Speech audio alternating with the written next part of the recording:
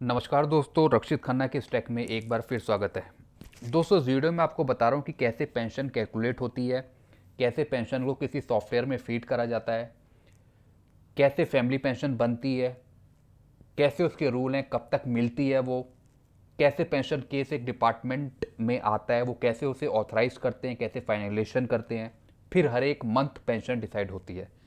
तो सब मैं आपको आज इस वीडियो में बताऊंगा। तो सबसे पहले मैं आपको बताऊं कि पेंशन पेपर भरे जाते हैं हर एक पेंशनर के द्वारा जब वो रिटायरमेंट होता है उससे पहले। तो मैं आपको बताता हूँ, जब भी आप या फिर आप जब वीडियो देख रहे हैं, अगर कोई बंदा रिटायर होता है तो कोशिश करें वो 3-4 महीने पहले केस, या फिर 6-7 महीने पहले केस, या 2-3 महीने पहले केस उस डिपार्टमेंट को पहुंचा दें, ताकि आपके केस को सही से अच्छे से कैलकुलेट कर लिया जाए समय से पहले, ताकि पेंशन लेते वक्त, पेंशन को देते वक्त कोई दिक्कत ना हो। कई लोग क्या करते हैं, कई लोग लास्ट में केस देते हैं पेंशन में, लास्ट में 1 महीना रिटायरमेंट होने को बचा है तब वो अपना केस सबमिट करते हैं डिपार्टमेंट को। तो वो पूरी तरह, कई बार गलतियां होती हैं कैलकुलेशन में, तो वो लेट हो जाता है पेंशन देते वक्त, और केस भी उनका काफ़ी लेट आता है अप्रूव होने के बाद।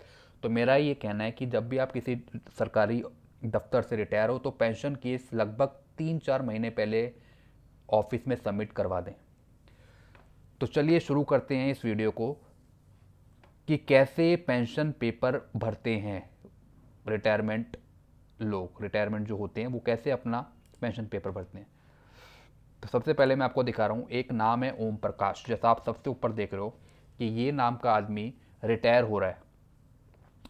तो जो उसका डेट ऑफ रिटायरमेंट है यह है 31/1/19, यानी जो उसकी पेंशन स्टार्ट होएगी वो होएगी 1/2/19 से,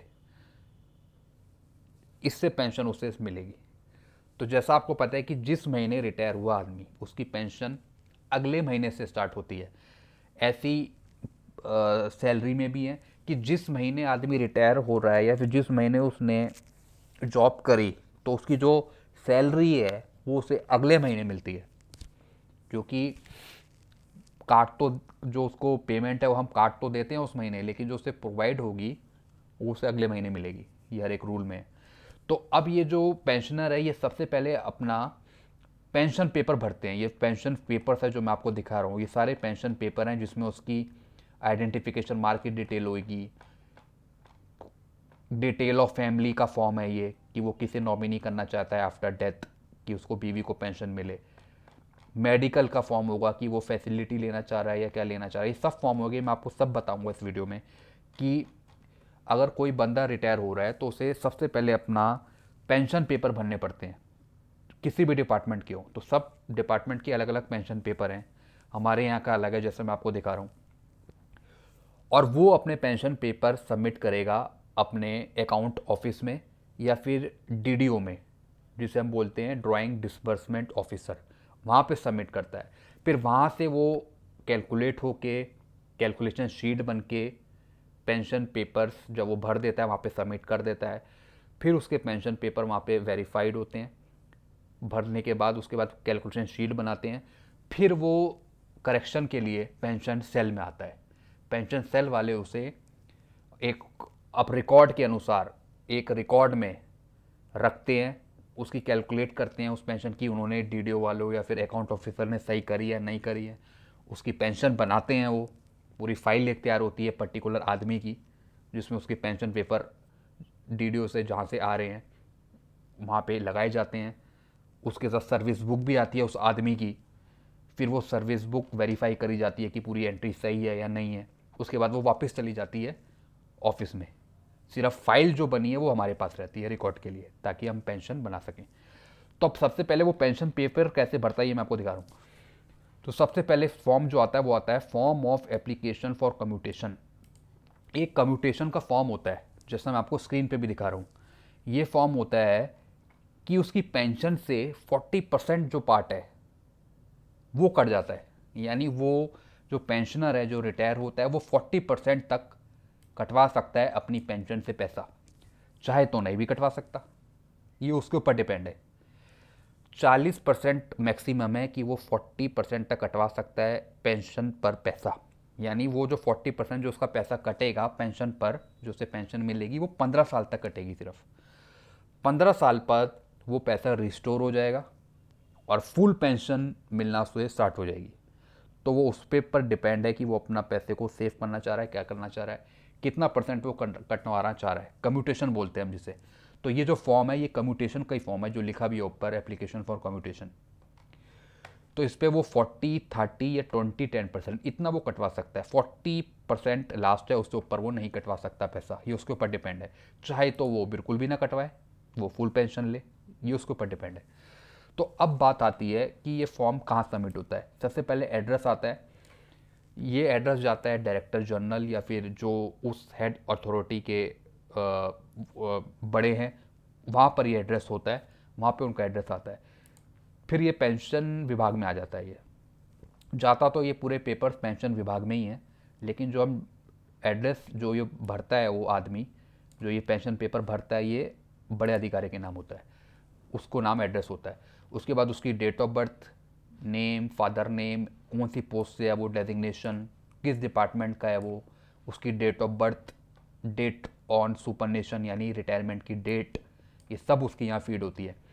और फिर यहाँ पे आता है कि वो कितना परसेंट कटवा रहा है अपनी पेंशन से। 40% कटवाना चाहता है या कितना कटवाना चाहता है। 40% से ऊपर वो नहीं कटवा सकता, क्योंकि लास्ट सरकार ने 40% ही रखी है, तो मैक्सिमम 40% ही है। तो 40% यहाँ पे काट लिया जाता है जब वो अपनी एंट्री कर देता है कि मुझे 40% काटना है। उसके बाद उसकी ब्रांच की डिटेल आती है कि वो किस बैंक में पेंशन लेना चाह रहा है, उस बैंक का नाम, अकाउंट नंबर, ये सब यहाँ पे फीड होता है। उसके बाद उसका एड्रेस, यहाँ पे दो एड्रेस वेरीफाई होते हैं। एक होता है प्रेजेंट एड्रेस, यानी अगर वो जॉब कर रहा है उस वक्त, तो वो सरकारी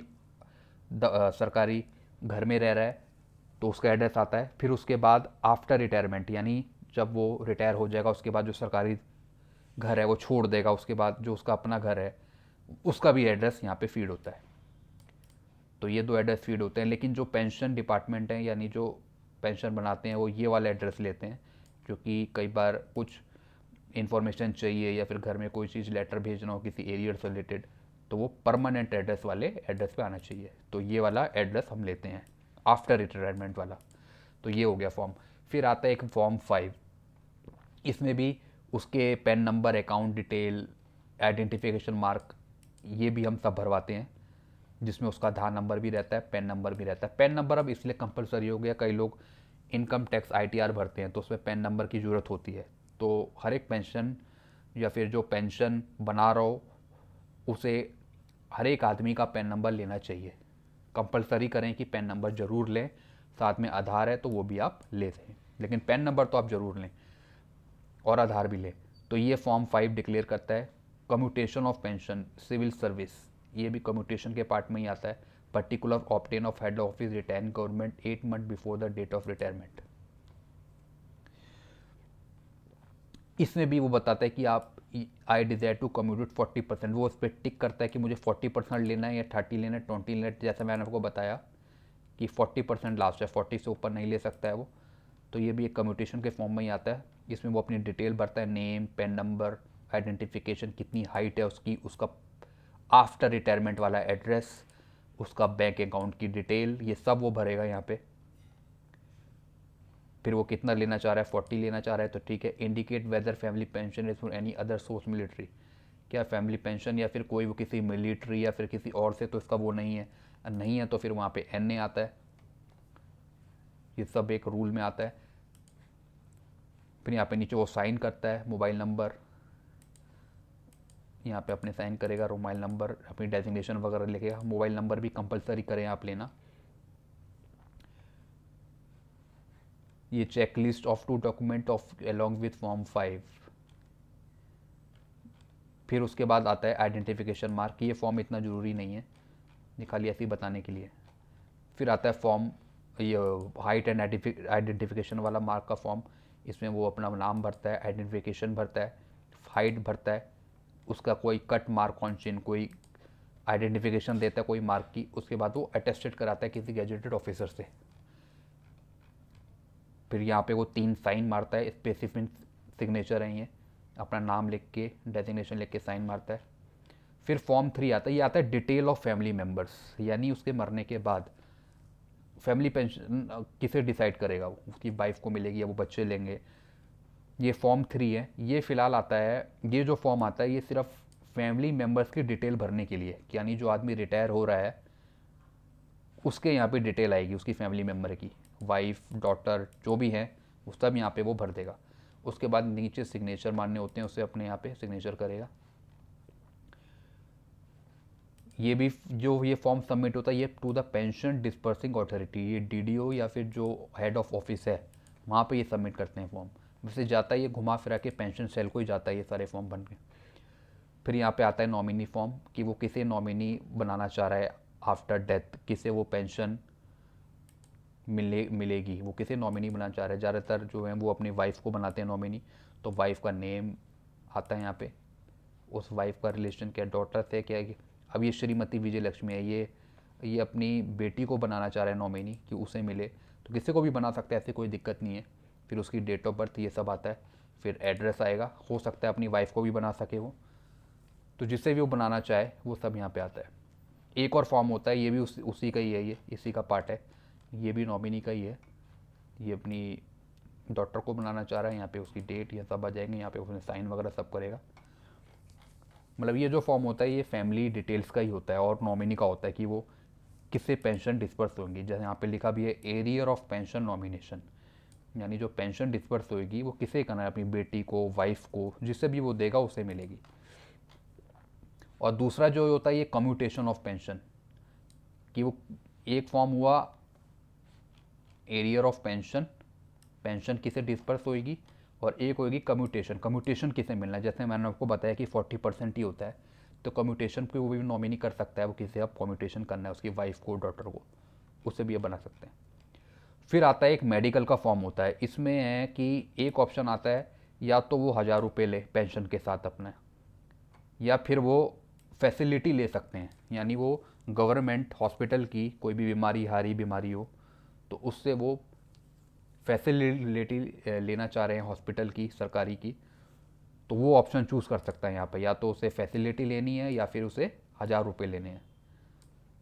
तो ये भी वो टिक करता है इन दोनों में से कि मुझे ये करना है या ये करना है, मुझे सरकारी या फैसिलिटीज़ चाहिए हॉस्पिटल की हारी बीमारी के दिन, उसकी फैमिली को भी मिलता है, या फिर उसे 1000 रुपये चाहिए।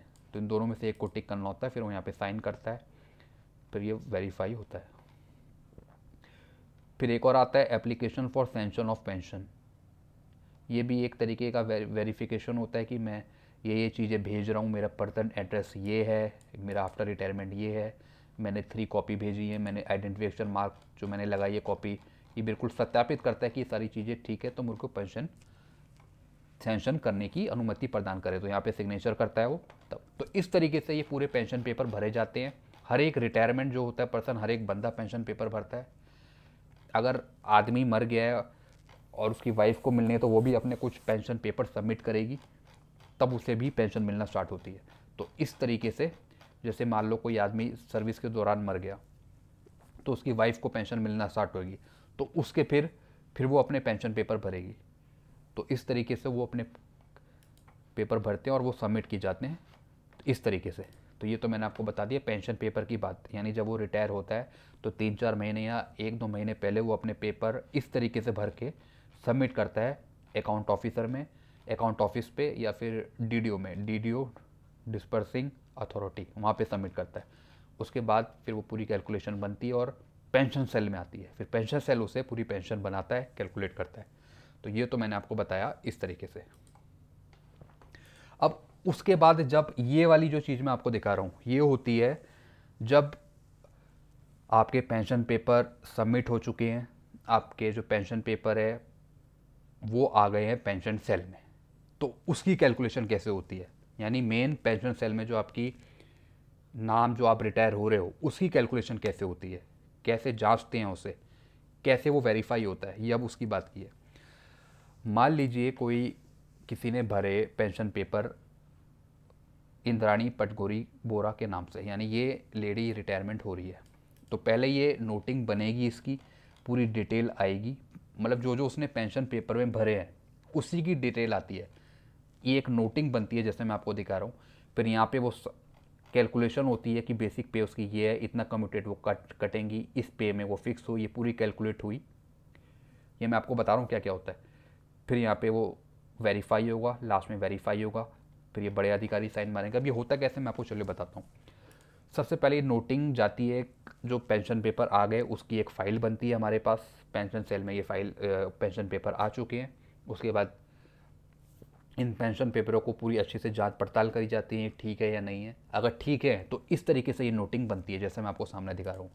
तो ये बंदी है, ये रिटायर हो रही है, साइंटिस्ट सी इसकी डेजिग्नेशन है, ये इसका इंस्टीट्यूट है जहाँ से ये रिटायर हुई है। और जो फिर इसकी हम ऐसे नोटिंग बनाते हैं हिंदी में कि डॉक्टर इंद्राणी पतकुडी बोरा, साइंटिस्ट सी, वर्षा वन अनुदान संस्थान जोरहाट असम से इस परिषद की सेवा से 31/10/2020 को सेवानिवृत्त हो रही है, यानी रिटायर हो रही है। तो उनके जो पेंशन है और जो उसके संबंधित लाभ हैं वो प्राधिकरण यानी फाइनलाइजेशन हेतु इस ऑफिस को प्राप्त हुए हैं। तो अब इनकी जो पूरी कैलकुलेशन शीट है, इसी कैलकुलेशन करके हम आगे फॉरवर्ड करते हैं ताकि उनकी पेंशन जो भी आगे मिलेगी उसको एक बार जांच लें। यहाँ पे उसका नाम आ जाता है जो रिटायर हो रहे हैं, फिर उसकी जन्म तिथि आती है, डेट ऑफ अपॉइंटमेंट आता है, डेट ऑफ रिटायरमेंट आता है, फिर पेंशन होने की तिथि। जो पेंशन स्टार्ट होती है वो रिटायरमेंट के एक दिन बाद होती है।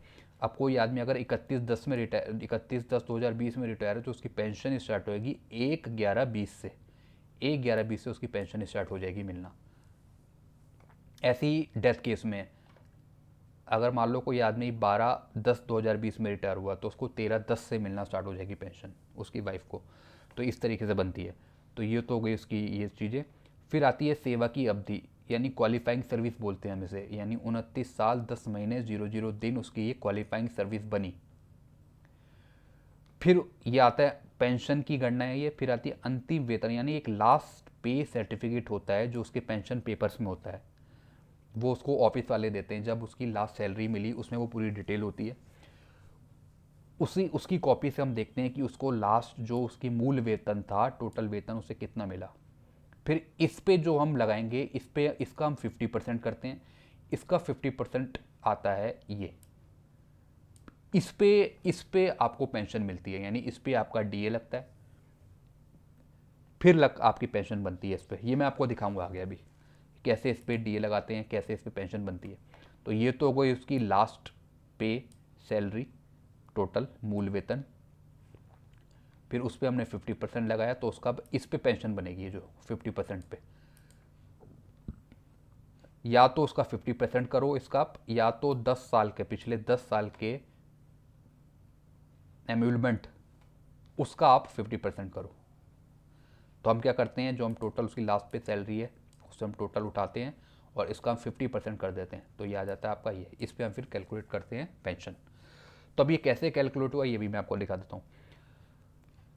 अब ये एक टेबल है 7 सीपीसी की। जैसा आपको पता है कि 6 सीपीसी के बाद 7 सीपीसी आया था, तो उसमें अब डायरेक्ट टेबल है, उस टेबल में डायरेक्ट डायरेक्ट मोटा मोटा अमाउंट लिखा रहता है, वो ही हम फिक्स कर देते हैं। अब जैसा यहाँ पे लिखा भी है, पे फिक्स्ड, पे फिक्स्ड एज पर 7 सीपीसी 1/1/2016, इसकी एक टेबल है जो मैं आपको दिखा रहा हूँ। अब पहले मुझे देखना है कि ये 88,400 कैसे फिक्स करा है। तो सबसे पहले मैं पे मैट्रिक्स, जो ये मैं दिखा रहा हूँ पे मैट्रिक्स, पे लेवल 11 पे जाऊँगा जहाँ पे लिखा है ये 67, यानी इस टेबल जो है, ये जो दे रखा है अमाउंट दे रखा है, इसके बीच में, इसकी बीच की अमाउंट है ये 88,400। यानी ये जो टेबल दे रखी है 11 की, पे 11 की जो टेबल दी है उसमें ये जो अमाउंट है, इसके बीच का जो अमाउंट है वो है 88,400। अब मुझे टेबल देख रहा हूँ तो सबसे पहले मैं निकालूंगा टेबल।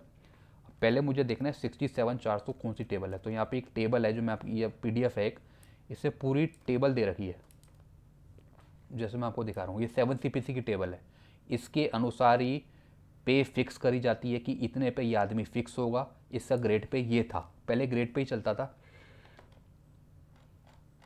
ग्रेड पे कि इसका इतना ग्रेड पे है, जैसे मैं आपको दिखा भी रहा हूँ कि इसका ये इसका ग्रेड, ये तो 2006 से 2015 की बात हो गई। 2016 के बाद से मैं आपको दिखाऊं, जैसे मैं अभी वहाँ पे भी दिखा रहा हूँ आपको, वहाँ पे था 67,700।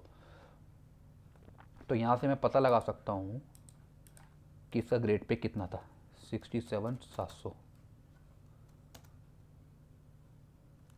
ये था 67,700 से 208,800, 208,700। अब यहाँ आप देख लीजिए, ये आ गया 67,700 से 208,800। लेकिन ये पे 11 का है, तो यहाँ पे आप देख लीजिए टेबल में भी पे लेवल जो है वो 11 है, यानी 11 पे इतने अमाउंट के बीच में कितना फिक्स करा है, 88,400। अब यहाँ पे आप नीचे देख सकते हैं 88,400 कहाँ है, ये इसकी नोशनल पे है, यानी पे उसकी यहीं से फिक्स करी है 88,400। अब यहाँ से देखिए 88,400 है कहाँ, ये है 88,400, तो यहाँ पे इसे फिक्स करा है इस टेबल पे। तो इसकी जो ग्रेड पे था वो था 15,600 से 39,100 के बीच में। अब इसकी डेजिग्नेशन क्या है पहले मैं देख लूँ, ये है साइंटिस्ट सी, तो पक्का इसकी जो ग्रेड पे है वो इतना ही है, ज़्यादा ही रहा होगा। और ग्रेड पे है इसकी 6600, 6600, ये इसकी पे बैंड है और ग्रेड पे है इसका ये। तो 11 के हिसाब से, इतनी रेंज के हिसाब से इसकी जो फिक्स करी है वो करी है 88,400, ये इसकी फिक्स करी है। तब यहीं से हम पता लगा सकते हैं इसकी फैमिली पेंशन का 50% कितना होगा। 88,400 का 50% हुआ ये, और 30% हुआ ये मैं अभी आपको वहाँ पे भी दिखाऊंगा आगे कैलकुलेशन में। तो 88,400 पे से फिक्स करा है, जो उसकी नोशनल पे है 1,116 से, वो उसकी 88,400 पे फिक्स है ये। तो 88,400 का ये हो गया, इसका हमने 50% कर दिया तो आ गया 44,200, जैसा यहाँ पे भी मैंने आपको दिखाया, ये आ गया 44,200, 44,200। तो इस पे हम पेंशन देते हैं, इस पे पेंशन नहीं देंगे हम, सैलरी पे नहीं, इसका हम 50% करेंगे, इस पे पेंशन देंगे। फिर आता है ग्रेजुटी, टोटल ग्रेजुटी उसकी बनेगी अब पूरे साल की, जो उसने जितनी भी मेहनत करी है, तो उसकी एक रिटायरमेंट ग्रेजुटी भी बनती है। जो आदमी मर जाता है उसकी बनती है डेथ ग्रेजुटी, लेकिन ये आदमी जिंदा है तो उसकी बनेगी रिटायरमेंट ग्रेजुटी, क्योंकि रिटायर हो रहा है। तो इसमें हम क्या करते हैं, इसका भी हम 88,400, यानी जो उसकी लास्ट पे सैलरी है, लास्ट पे सर्टिफिकेट की सैलरी, वो हम उठाते हैं 88,400। फिर इस पे हम लगाएंगे डीए। जैसा आपको पता है कि डीए जो सेंट्रल गवर्नमेंट का हर एक 6-6 महीने बाद बढ़ता रहता है, तो 6 महीने बाद इसका बढ़ेगा 17%। तो इस पे हमने डीए लगाया, ये लग गया 150, 88,400 का हम 70% निकालेंगे तो ये आ जाएगा 70%, 150, 28, इन दोनों का टोटल करके आ जाता है ये। अब फिर हम इस पे क्वालिफाइंग सर्विस ऐड करते हैं, फिर इसका एक फार्मूला है, जैसे मैं आपको दिखा रहा हूँ ये formula, total emolument into qualifying service upon 4। तो निकलता है कैसे, मैं आपको दिखाऊं। पहले हम देखेंगे इसकी क्वालिफाइंग सर्विस कितनी हो रही है, 29। तो 29 का हम डबल कर देते हैं, मान लीजिए 29 है ये, अगर हम इंटू 2 करें ये 58 हो रहा है, लेकिन हम 60 लेके मांगते हैं, हम इसे मानते हैं 30 माने इंटू 2, ये 60 हो गया, तो हमने इसे 30 मान लेते हैं। 30 को हम अगर इंटू 2 करें तो यहाँ पे आता है 60, तो 60 साल इंटू, और इसकी जो total I upon divided by 4, तो इसका आ गया 15,51,420। और एक और चीज़ मैं आपको बताऊं, अगर किसी की रिटायरमेंट ग्रेजुटी 20 से कम आ रही है तो वही हम लेते हैं, लेकिन अगर यहाँ पे 20 भी आ रही है तो जो मैक्सिमम है वो 20 है, 20 लाख। अगर 20 लाख से ऊपर आती है, यानी 21 लाख आती है, तो तब भी हम उसे 20 लाख ही लिखेंगे। सरकार की तरफ से जो मैक्सिमम है वो 20 लाख रुपए है कि रिटायरमेंट ग्रेजुटी जो आदमी को देनी है वो 20 लाख ही देनी है। 20 लाख से अगर ऊपर आती है तो वो हम नहीं देते हैं, क्योंकि मैक्सिमम 20 ही लाख रखी है, तो 20 लाख ही उसे मिलेगी, उससे ऊपर नहीं मिलेगी। फिर नीचे आती है फैमिली पेंशन। अब ये कैलकुलेशन होती है फैमिली पेंशन की। फैमिली पेंशन इसलिए कैलकुलेट होती है कि जब तक वो ज़िंदा है, जब तक तो उसे मिलेगी ही, लेकिन अगर वो बाई केस मर गया तो फिर उसका फैमिली पेंशन बन जाती है। फैमिली पेंशन, अब ये जो रिटायरमेंट होता है आदमी, उसकी कैसे कैलकुलेट आती है, कैसे कैलकुलेट होती है पेंशन। जो पेंशन उसकी स्टार्ट हुई वो हुई 1/11/20 को, यानी रिटायरमेंट के एक दिन बाद। जो ये कैलकुलेट होएगी ये मिलेगी उसे, दो पेंशन मिलती है, एक तो पारिवारिक पेंशन, फैमिली पेंशन दो तरीक़ों से मिलती है। एक बनती है बड़ी दरों से जिसे हम बोलते हैं इनहेंस रेट, और एक बोलते हैं नॉर्मल रेट। एक तो मिलेगी बड़ी दरों से, एक मिलेगी घटी दरों से, सामान्य दर से। तो जो इनहेंस रेट का पीरियड अलग होता है और नॉर्मल रेट का पीरियड अलग होता है। जो बड़ी दर, जो इनहेंस रेट का जो पीरियड है वो होता है 7 साल तक। यानी अगर एक की पेंशन 1/11/20 से स्टार्ट होती है तो उसे 7 साल तक मिलेगी, यानी 29/10/2027 तक। ये जो 29/10 आया वो होता है जन्म तिथि से एक दिन कम, यानी किसी की अगर 30 है तो हम 29 लेंगे, तो यहाँ पे आ गया 29/10/27। तो 20 से लेकर 27, 7 साल तक उसे बड़ी दर से मिलेगी। फिर 7 साल बाद फिर उसे नॉर्मल रेट से मिलेगी, यानी घटी दर से मिलेगी उसके बाद से। तो जब तक उसका पीरियड 29/10/27 पूरा नहीं होता तो उसे बड़ी दर से ही मिलेगी। जब उसका ये पूरा हो जाता है पीरियड तो उसे फिर नॉर्मल मिलती है। अब ये निकालते कैसे मैं आपको दिखाऊं। ये होता है आपकी लास्ट पे सैलरी 88,400 जो लिया है यहाँ पे, जैसे मैंने आपको बताया, इसी पे पेंशन निकली थी 50%, बेसिक पे निकली थी, और इसी पे हम पारिवारिक पेंशन इनहेंस रेट भी निकालते हैं। इसका 50% कर देते हैं जैसे यहाँ किया था, तो यही आ गया 44,200 यहाँ गया। और नॉर्मल रेट कैसे निकालते हैं, सामान्य दर, इसका 30% कर देते हैं, यानी इसी का हमने 88,400 का हमने 30% कर दिया, तो ये आ गया नॉर्मल रेट। नॉर्मल रेट और सामान्य दर कम होती है, एक ही होता है, नॉर्मल बोल लो या सामान्य दर बोल लो, इंग्लिश में नॉर्मल, हिंदी में सामान्य। तो ये होती है कम, ये मिलती है इनहेंस रेट से कम मिलेगी ये।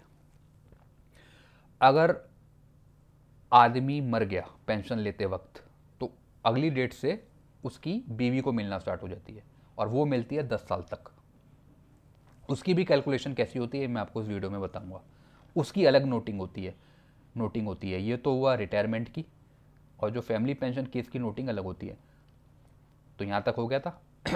अब होता है कम्यूटेशन मिलता है, जैसे मैंने आपको बताया जो कम्यूटेशन मिलता है वो 40% तक मिलता है, उससे ऊपर कोई बंदा नहीं कटवा सकता, सरकार ने 40% रखा है। अब जो 40% कटता है वो कैसे कटता है, वो भी कटता है बेसिक पेंशन पे, यानी जो आपकी बेसिक पेंशन आई है 50% करने के बाद, लास्ट पे सैलरी का जो आपने 50% किया है ये, इस पे आपका कम्यूटेशन कटता है, जिसे हम संचारीकरण भी बोलते हैं। 40% आपका कट गया तो आपका ये 17,680 आ गया। तो यानी हर एक महीने जो आप कटवाना चाह रहे हो वो कितना अमाउंट कटवाना चाह रहे हो, 17,680। तो आपकी बेसिक पेंशन से आपका इतना अमाउंट हर एक महीने कटेगा, फिर आपको पेंशन मिलेगी। तो इसका ये फार्मूला भी होता है, इतना तो आपका कट गया, उसके बाद 12 महीने का ये पूरा कैलकुलेट आपको कितना मिलेगा आफ्टर रिटायरमेंट, 17,38,439। 0.04 है तो हम एक बढ़ा के लेते हैं, तो इतना आपको कम्यूटेशन मिलेगा और इतनी आपको रिटायरमेंट ग्रेजुएटी मिलेगी। तो ये दो आपको रिटायरमेंट के बाद मिलता है। बाद में हम ये लिखते हैं कि ये रिटायरमेंट, ये इसके लाभ हैं, यानी जो इसे मिलेंगे आफ्टर रिटायरमेंट। मूल पेंशन यानी बेसिक पेंशन जो हमने निकाली वो निकाली 44,200, पेंशन कम्यूटेड जो उसका कटेगा हर एक महीने कटेगा 17,680। फिर घटी दर की पेंशन, यानी इन दोनों में से हमने माइनस किया तो वो आ गई ये, इन दोनों में से माइनस करेंगे तब भी ये आएगा, अगर हम इसी का 30% करेंगे तब भी यही है 26,520, यानी 7 साल बाद, यानी जो उसके आगे का पीरियड स्टार्ट होगा वो उसे नॉर्मल मिलेगा 26,520 के हिसाब से। 26,520 यहाँ कर दी। Retirement gratuity, Sevni with gratuity ये हो गई 15,51,420, जो मैंने यहाँ पे मेंशन कर दिया। कम्यूटेशन हो गया टोटल ये 17,38 ये। फिर बड़ी दर इनहेंस रेट, फैमिली पेंशन कितनी मिलेगी 44,200 ये हो गया, और उसका यहाँ पे पीरियड भी लिख दिया 1/11/20 से स्टार्ट होके 7 साल तक 29/10/27 तक। और फिर सामान्य दर नॉर्मल रेट कितनी मिलेगी 26,520 ये रही, ये भी मिलेगी 30/10/2027 तक। उसके बाद मेडिकल मैंने आपको बता दिया कि मैंने आपको एक फॉर्म दिखाया था मेडिकल का, जब पेंशन पेपर का फॉर्म दिखा रहा था उसमें ऑप्शन होता है कि पेंशनर या तो 1,000 रुपये लेगा या फिर गवर्नमेंट की स्कीम लेगा। तो यहाँ वहाँ पे उसने साइन करे थे कि मुझे 1000 रुपये चाहिए अपनी पेंशन के साथ, यदि पेंशन में मुझे जब भी मुझे पेंशन मिले तो उसमें मेरे 1000 रुपये ऐड हों तब मुझे। और जो 1000 रुपये हैं जो भी आपको चिकित्सा भत्ता या मेडिकल अलाउंस मिलता है वो आपको पेंशन के साथ ही मिलता है। हर एक महीने आपके 1000 रुपये उसमें ऐड होंगे पेंशन जो भी आपको मिल रही है, तब आपको टोटल मिलेगी आपको 1000 रुपये ऐड होने के बाद। आप चाहे तो इसे बीच में आप बंद भी करा सकते हैं 1000 रुपये को। अगर आप चाहते हैं कि मैं 1000 रुपये नहीं लेना चाह रहा हूँ तो आपको एप्लीकेशन देनी पड़ती है, वो एप्लीकेशन पेंशन वाले लेते हैं, या फिर जहाँ से आप ले रहे हो पेंशन बैंक वाले को भी दे सकते हो आप। फिर वहाँ से वो आपके 1000 रुपये बंद करके आपकी मेडिकल जो सुविधाएं हैं वो आपको सरकारी दफ्तर से ही मिलेगी, वहाँ पे आपको भी एप्लीकेशन सबमिट करनी पड़ती है। फिर आगे आप काम चला सकते हो, काम करते हो। उसके बाद फिर जब ये पूरा फाइनल हो जाता है, नोटिंग बन जाती है, उसके बाद यहाँ पे बड़ा अधिकारी साइन मारता है, जो आपका अनुभाग अधिकारी है, सेक्शन ऑफिसर जिसे हम बोलते हैं, वो साइन मारेंगे। फिर उससे बड़ी जो अंडर सेक्रेटरी है वो यहाँ पे साइन मारेंगे। फिर उससे भी बड़े जो महानिदेशक है यानी जो एडीजी एडमिन है या फिर डायरेक्टर जनरल है वो यहाँ पे साइन मारेंगे। उसके बाद उससे भी बड़े अधिकारी यहाँ पे साइन मारते हैं लास्ट। वो वेरीफाई करते हैं कि उपयुक्त पेंशन और अन्य लाभांश की गणना कर ली गई है और ये स्वीकृति हेतु प्रस्तुत है, यानी फाइनलाइजेशन के लिए आपका ये तैयार है पेंशन देने के लिए। तो इस तरीके से यहाँ पे वो सब साइन मारते हैं। फिर ये फाइल जाती है बड़े अधिकारी के पास, वो नीचे सब आप अपने यहाँ पे साइन करते हैं। फिर ये जब साइन होकर आती है फिर इसके ऑर्डर बनते हैं। ऑर्डर कैसे बनते हैं ये भी मैं आपको दिखा देता हूँ।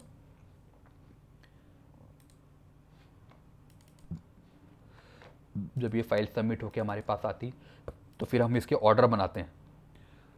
ऑर्डर के लिए मैं आपको बता रहा हूँ कैसे बनते हैं ऑर्डर।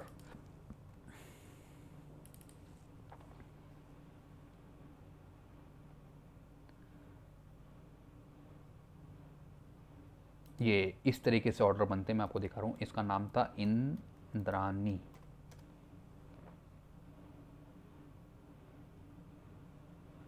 ये आ गया। इस तरीके से ये ऑर्डर बनते हैं। अगर कोई पेंशनर बैंक से पेंशन ले रहा है तो फिर यहाँ पे बैंक का एड्रेस आता है। लेकिन हमारा जो ऑफिस है, हम हमारे ऑफिस से पेंशन हम देते हैं, हमारे ऑफिस में ही पेंशन बन रही है, सिर्फ बैंक वाले उस अकाउंट में डालते हैं पैसा। तो इसलिए ये ऑर्डर हम अपने अकाउंट ऑफिसर को ही करते हैं। पहले ये ऑर्डर बैंक को जाते थे, लेकिन बैंक वालों ने पेंशन बनाने से मना कर दिया था कि हम पेंशन नहीं बनाएंगे, तो कृपया आप ही पेंशन बनाएं, ऑफिस वाले ही। तब से ये ऑफिस वाले को एड्रेस जाता है। ये ऊपर ऑफिस का नाम आता है, यहाँ पे उस बंदे की फ़ाइल का नाम आता है।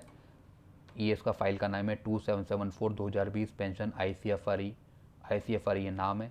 और IPB होता है इंद्रानी पटगिरी बोरा, इसका इनिशियल होता है ये IPB। तो इस बंदे की हम ऐसे फ़ाइल खोलते हैं, यहाँ पे डेट आ जाती है जब भी हमने और बना रहे ऑर्डर। ये जो होता है, ये जो फॉर्म मैं आपको दिखा रहा हूँ, ये जो हम भरते हैं यहाँ से लेके और यहाँ तक, ये तो होता है कम्यूटेशन का पेंशन, जो उसे कम्यूटेशन मिलेगा। जैसे मैं आपको नोटिंग में भी दिखाया था, ये वेरीफाई हो कि ये नोटिंग करी थी इंद्रानी पटगरी बोरा की, ये हमने हिंदी में करी थी। और ये जो ऑर्डर बनता है इसका, जो जाता है फाइनल के लिए कि इसे आप इतनी पेमेंट कर दें,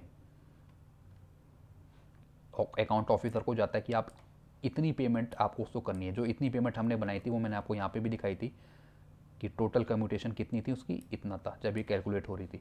मैंने आपको बताया था 1738,439, ये आ गया यहाँ पे। ये कम्यूटेशन का सब्जेक्ट होता है कि ये उसका PPO नंबर होता है, उसका PPO नंबर बनाते हैं हम। उसके बाद हम उसे अकाउंट ऑफिसर को एक चिट्ठी बनाते हैं, जैसे मैं आपको दिखा रहा हूँ, ऑर्डर बोलते हैं इसे, कि इतना अमाउंट को आप उसे पे करें। तो बेसिक पेंशन इतनी, कम्यूटेशन इतनी, रिड्यूस पेंशन इतनी होती है। ये ऑर्डर बनते हैं, यहाँ पे उसकी पूरी बैंक की डिटेल वगैरह सब जाती है, पूरी इन्फॉर्मेशन जाती है। ये उसका बैंक है, उसका account number, IFSC code, district कौन से, ये सब है। यहाँ पे फिर वो साइन मारते हैं बड़े अधिकारी। और ये एक तो ये 3-4 कॉपी जाती हैं। एक तो जाता है इसके एड्रेस पे, एक इसके एड्रेस पे जाता है, एक अकाउंट ऑफिसर जाता है, एक इसके इंस्टीट्यूट भी जाएगा जो ये इसका डायरेक्टर है, जो IRFRI असम का, यहाँ पे भी एक कॉपी जाएगी। तो ऐसे ये 3-4 कॉपी जाती है यहाँ पे साइन होने के बाद, ये जो साइन होते हैं। ये तो मैंने आपको बताई कम्यूटेशन की है, ये कम्यूटेशन जो ये वाला मिलेगा उसे। दूसरा मिलता है, ये है पेंशन का, जो पेंशन मिलेगी उसे।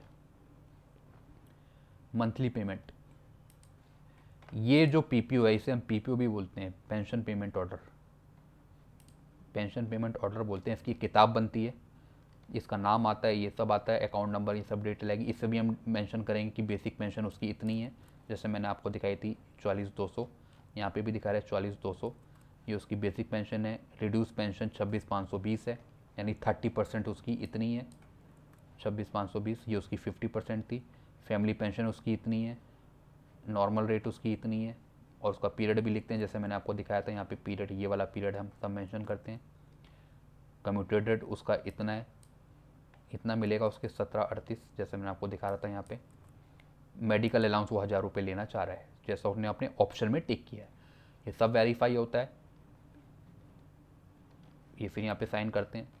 फिर एक ये थर्ड जो ऑर्डर निकलता है, 3 ऑर्डर निकलते हैं, एक कम्यूटेशन, पेंशन, ये वाला जो मैंने आपको दिखाया, ये निकलता है डेथ ग्रेजुएटी, वो सॉरी रिटायरमेंट ग्रेजुएटी का फाइनल।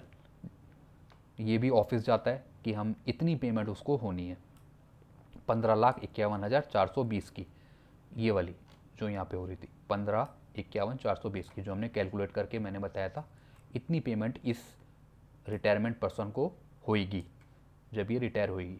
तो या तो पूरा पेमेंट कर देते हैं या फिर टुकड़ों टुकड़ों में करते हैं।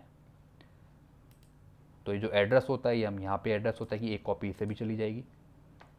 तो टोटल अमाउंट फिर ये जो पे करते हैं, ये जो टोटल अमाउंट पे करेंगे ये इंस्टीट्यूट वाले करेंगे, टोटल इंस्टीट्यूट वाले ये पे करते हैं। तो ये सब होता है, फिर इस तरीके से ऑर्डर तैयार होते हैं। ये तो हो गई इसकी बात। अब पेंशन कैसे बनती है ये मैं आपको दिखाता हूँ। पेंशन कैसे बनाई जाती है, ये एक सॉफ्टवेयर है, जैसा मैं आपको स्क्रीन पे भी दिखा रहा हूँ। इस पे जो भी कोई आदमी रिटायर होता है उसकी डिटेल आती है सॉफ्टवेयर में, यानी इस पे उस पूरी की डिटेल आएगी, तो ये ऑटोमेटिकली पेंशन कैलकुलेट कर देता है। तो सबसे पहले आता है पेइंग ब्रांच नाम, ब्रांच, उसका नाम, पीपीओ आईडी, किस ब्रांच का है, यहाँ पे उसका नाम। अब जैसे मैंने आपको बताया कि कम्यूटेशन की जो डेट है वो 15 साल तक रहती है, यानी अगर कोई आदमी 31/10/2020 में रिटायर हुआ है तो उसका जो कम्यूटेशन कटेगा, यानी ये जो कटेगा कम्यूटेशन, ये 15 साल तक कटेगा। तो यहाँ पे हमने डेट ऑफ रिटायरमेंट डाल दी, पेंशन स्टार्ट डेट 1/11/20, बेसिक पे उसकी 44,200 ये वाली डालेंगे जो उसकी बनी है 50% होके जो निकाला था, ये सब यहाँ पे फीड हो गया। मंथली कम्यूटेशन उसका कितना कट रहा है, 17,680, ये हम काटेंगे। डेट ऑफ कम्यूटेशन और डेट ऑफ रिस्टोरेशन, यानी कब तक कटेगा, 31/10/2035 तक, जैसे मैंने आपको बताया 15 साल तक। बस ये हो गया, ये हम मेंशन कर देते हैं। फिर नेक्स्ट करते हैं। यहाँ पे पेंशन क्लास कौन सी उसकी क्लास है, यहाँ पे वो मेंशन ICFRE से ले रहा है वो पेंशन। कौन सा इसका केस है, सुपरनेशन है, फैमिली पेंशन है, कौन सा है, सुपरनेशन पेंशन, ठीक है बिल्कुल। डेट ऑफ बर्थ डालते हैं, अकाउंट नंबर डालते हैं, ये सब अकाउंट नंबर, कौन सा DA, central DN, PPO date डाल देते हैं। यहाँ पे उसकी फैमिली पेंशन की डिटेल आती है, यहाँ पे रेसिपिएंट उसकी वाइफ का नाम, रिलेशन क्या है, इनहेंस रेट, यानी जब ये मर जाता है, जब मर गए तो उसको भी जो जिसने इसे नॉमिनी दिया है उसको भी यहाँ पे हम कैलकुलेट, जैसे मैंने आपको बताया यहाँ पे कैलकुलेट कर देते हैं, यानी इनहेंस रेट उसको 44,200 ही मिलेगी। डेट डाल देते हैं 29/10/2027 तक, और फिर उसके बाद 26,520 नॉर्मल हो जाएगी इसके अनुसार, जैसे मैंने आपको बताया 26,520 हो जाएगी 30/10/2027 के बाद, वो भी हम यहाँ पे लिखते हैं। और यहाँ पे अकाउंट नंबर वगैरह पूरा अकाउंट नंबर आ जाता है। तो इस तरीके से हम ये पूरा एक सॉफ्टवेयर में मेंशन कर देते हैं। अब कैलकुलेट कैसी होती है ये भी मैं आपको दिखाता हूँ। यहाँ से मैंने इसे एग्जिट कर दिया। अब कैलकुलेशन कैसी होती है मैं आपको दिखाता हूँ। सबसे पहले हम एक्सेल में बनाते हैं। मान लीजिए जो रिटायर पर्सन था उसका हम नाम ऐड कर दे रहे थे, इंद्रानी पटगुरी बोरा था उसका नाम, ये रहा, ये नाम था उसका, इंद्रानी पटगुरी बोरा। तो इसकी जो डेट ऑफ अपॉइंटमेंट थी वो थी 1/1/1991, डेट ऑफ बर्थ थी 31/10/60, और पेंशन इसकी स्टार्ट होनी थी 1/11/20 से, जैसा मैंने आपको वहाँ पे भी दिखाया था। अब इसकी बेसिक पेंशन है वो है 44,200, जैसे मैंने आपको इसमें दिखाया, ये रही 44,200 पे, तो इस पे पेंशन कैलकुलेट होगी, यानी 44,200 ये कम्यूटेशन उसका हमने काटना है 17,680 15 साल तक, ये कटेगा उसका, इन दोनों का माइनस करके आ गया ये। और जो डीए लगाएंगे फिर हम 17% इस पर 44,200 पे हम डीए लगाएंगे और उसका फिर 1,000 रुपये भी जोड़ेंगे, जो उसने बोला है कि मुझे मेडिकल अलाउंस चाहिए, फिर टोटल उसकी पेंशन बनेगी 35,034। अब मैं आपको वहाँ पे भी करके दिखाता हूँ, कैलकुलेटर में करके दिखाता हूँ कि पेंशन कैसे निकालते हैं। कैलकुलेटर आ गया मेरा, मान लो कि मूल पेंशन यानी जो बेसिक पेंशन वो है 44,200, ये आप याद रख लीजिए। अब इस पे मुझे लगाना है डीए, जो आजकल चल रहा है, कितना चल रहा है 17%, तो इंटू 17 डिवाइडेड बाई 100, तो ये आ गया 75,14। अब इस पे मुझे प्लस करना है, तो यहाँ पे आ गया 44,200 प्लस कितना आया था डीए लगा के 75 प्लस 14, ठीक है।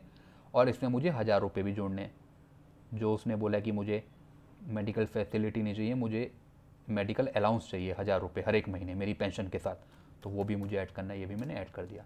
अब इसमें से मुझे क्या माइनस करना है, कम्यूटेशन, इसका मुझे कम्यूटेशन कितना माइनस करना है, ये करना है 17,680, तो माइनस 17,680, तो आ गया ये 35,034, यानी जो हर एक महीने से जो पेंशन मिलेगी वो कितनी मिलेगी 35,034।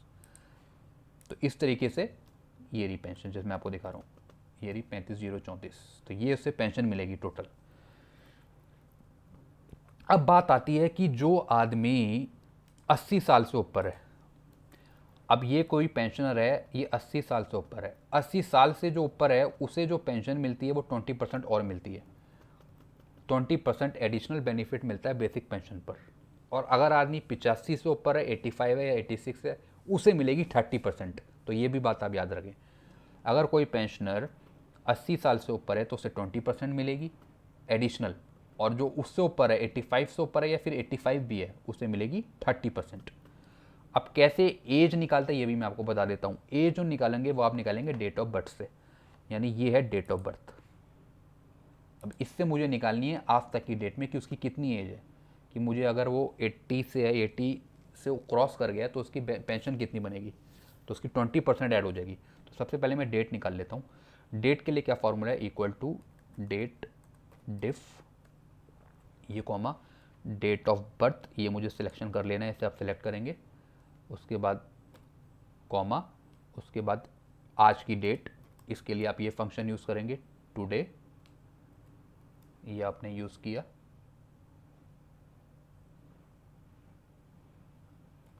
आपको ये ऑन नहीं करना, आपको लिखना है टुडे, फिर ये फंक्शन, उसके बाद फिर कॉमा, फिर आपको ईयर में चाहिए, ये मैंने ईयर में कर दिया, फिर आप ब्रैकेट बंद कर देंगे। तो जैसे ही आप ये फार्मूला लगाएंगे, आप देख लीजिए फार्मूला, डेट डिफ डेट के लिए यूज़ होता है, एज निकालनी है आपको, G2 मेरा कॉलम है डेट ऑफ बर्थ के साथ, उसके बाद टुडे यानी आज की डेट, कॉमा डबल कोट के साथ ईयर, यानी मुझे ईयर निकालना है उसका कितने एज का हो गया वो, तो एंटर कर दूंगा। तो अब देखिए, अब ये हो गया 85 साल का, 85 यानी ये जो आदमी हो गया, ऐसी मैं सबकी डेट निकाल सकता हूँ। अब यहाँ से मैं अगर मैं से नीचे कर दूँ तो इस सबकी डेट निकाल देगा ये 85, 85, 87, तो इस तरीके से ये कैलकुलेट करता है। अब ये आदमी 80 साल से ऊपर है, यानी कितने का मैंने लगाया फॉर्मूला 85, यानी 85 से ऊपर है, 80 साल से ऊपर है, तो जो एडिशनल पेमेंट मिल रही है वो मिल रही है इसे 30% मिल रही है। अब ये कैसे कैलकुलेट हुई ये भी मैं आपको दिखा देता हूँ। अब उसकी बेसिक पेंशन है 61,550, कैलकुलेटर में आ गए, मैंने कर दिया 61,550, ये इसकी बेसिक पेंशन है। इस पे हमें लगाना है 30%। 30% क्यों लगा रहे हैं, क्योंकि ये 85 क्रॉस कर रहा है, यानी 85 भी है, अगर 85 भी है तब भी आप 30% ही लगाएंगे। इससे मुझे लगाना है 30% एडिशनल, तो 30% में लगाऊंगा इसमें इंटू 30%, ये आ गया 18,475।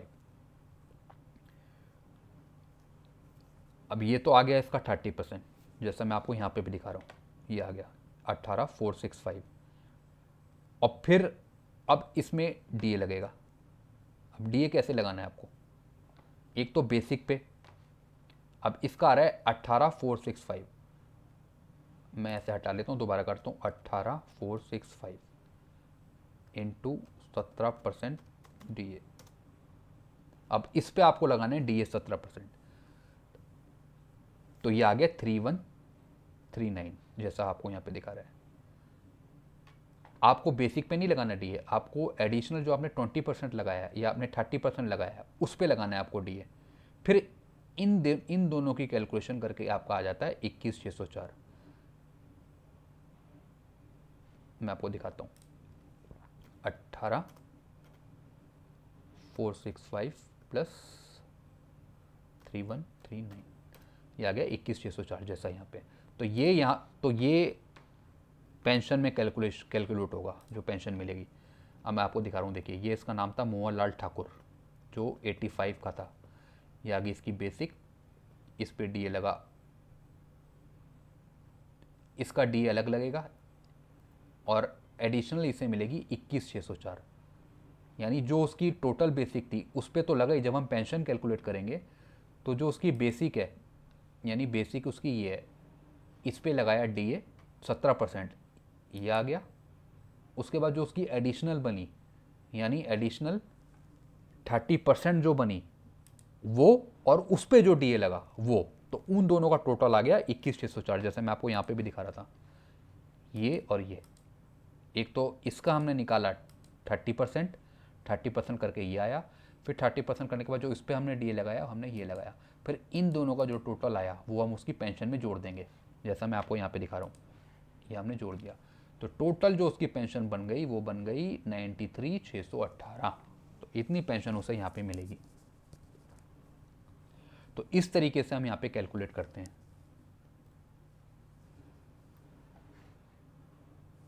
तो इससे रिलेटेड आपको कोई भी चीज़ मेरे से पूछनी हो, आपको समझ नहीं आ रही हो, तो डायरेक्ट आप मेरे को कमेंट करके पूछ सकते हैं। इस तरीके से हम पेंशन कैलकुलेट करते हैं, इस तरीके से आप पेंशन कैलकुलेट कर सकते हैं किसी की भी।